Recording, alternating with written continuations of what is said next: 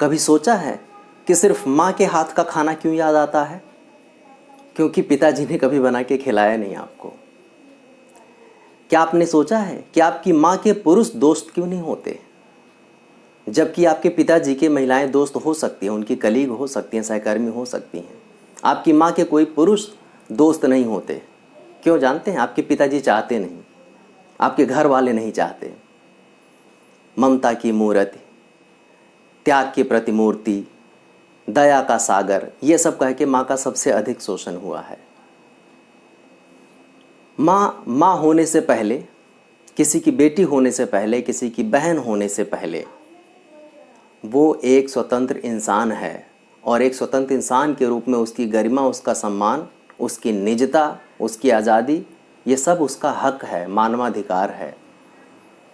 क्या आपने सोचा है कि हम शहर में रहने वालों की अधिकांश जो माएँ हैं वो हाईली एजुकेटेड हैं, करने को नौकरी कर सकती हैं, लेकिन 95% से ज़्यादा माताएं, हाईली एजुकेटेड मदर्स, आज हाउस वाइफ अपने ऑक्यूपेशन में लिखती हैं।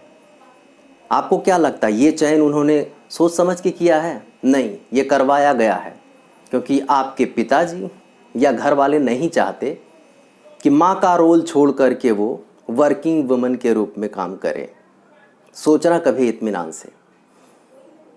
एक माँ के रूप में जब आप किसी स्त्री को सीमित कर देते हैं कि वो माँ ही के रोल में फिट हो, बेटा नहीं पैदा हुआ तो माँ की बेइज्जती, सिर्फ बेटियां पैदा हुई तो माँ की बेइज्जती, बच्चे नहीं पैदा हुए तो आप बाज कह देते हैं, उल्टा कह देते हैं, रांड कह देते हैं, घर से बाहर निकल के कुछ दोस्त भी अगर वो बना ले गलती से तो बच्चलन कह देते हैं, बेटा ना हो तो निर्वंश कह देते हैं, विधवा हो जाए तो अपशकुनी मानने लगते हैं, और आवाज़ उठाने लगे तो आज भी समाज में उसे डायन बना दिया जाता है, मार दिया जाता है।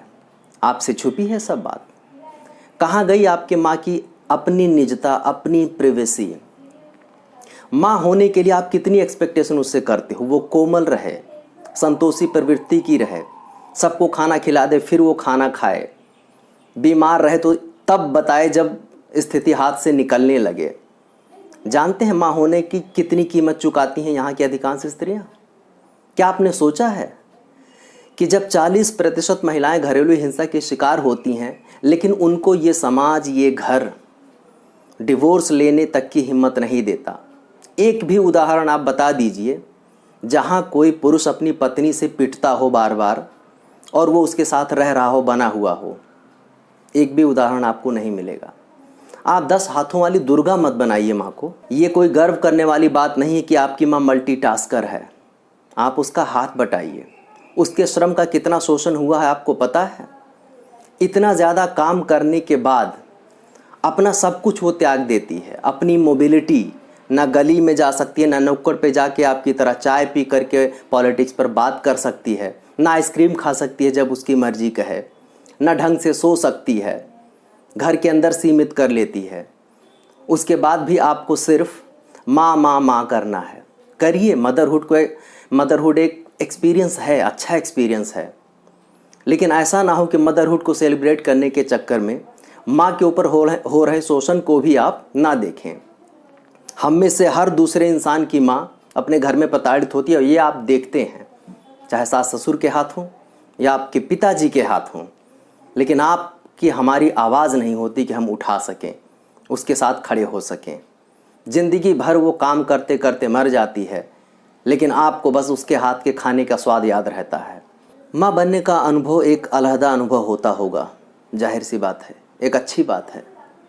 लेकिन माँ नहीं बन सकने वाली औरतें, जो बायोलॉजिकली माँ नहीं बन सकती या फिर जो बनना नहीं चाहती, उनका सम्मान क्यों हम कम कर देते हैं?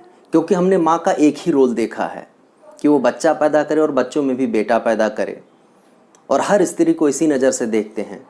और यही बात है, जब माँ के रोल में कोई माँ नहीं फिट होती तो हम उसे स्त्री तक मानने से इनकार कर देते हैं, अरे एक ह्यूमन बीइंग की तरह ट्रीट करने से इनकार कर देते हैं। सोचिएगा।